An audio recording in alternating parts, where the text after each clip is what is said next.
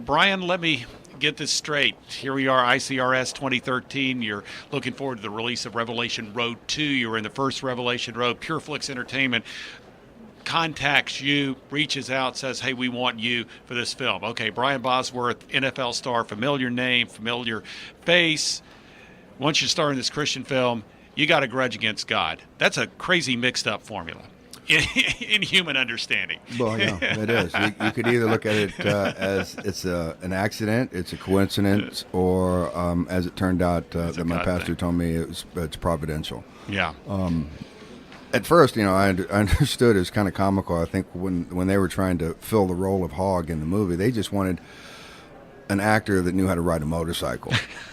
So the stunt coordinator at the time, Monty Perlman, he's doubled me in many of the films that I'd done before, but I hadn't, like I said, had worked on a film, in 5 or 6 years. He goes, well, I know Brian knows how to ride a motorcycle, and there was a producer that lived in Malibu, which is where I was living at that time, and I'd previously lived there for 20 years. JP, he owns a restaurant there in Malibu called Joffrey's, and he knew of me, and I think that just the way all the stars aligned kind of brought me into the picture, but I think ultimately it was all of the other providential things that put it into a perspective that made me have that decision where you're choosing what you're going to do with your life.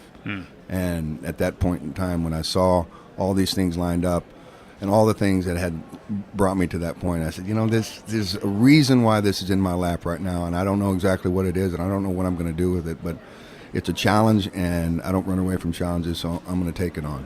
So the movie you were in actually ended up ministering to you. God really spoke into your life and did a transformational work. Yeah, but the funny thing, it didn't happen during the course of the film. I was so full of rage and anger and resentment that during the course of that film, I had to have that to tap into, and I needed that as a reserve.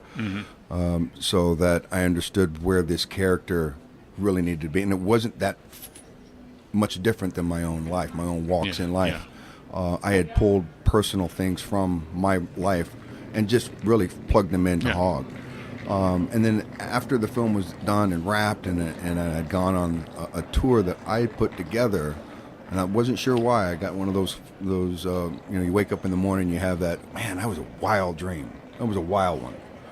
But I acted on it. I acted on it right away, and I didn't know what I was doing. I didn't know why I was doing it, but it was. I just decided that I had to take this film back to Oklahoma, and the first one was already predetermined. It was going to go to DVD. That's the way they'd done their film. Right.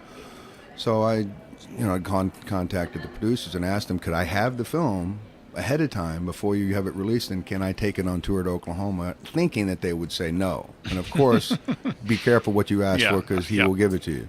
And sure enough, they said, yeah, that'd be awesome. Are you serious? You want to do that? I mean, we can't help you, but go do it.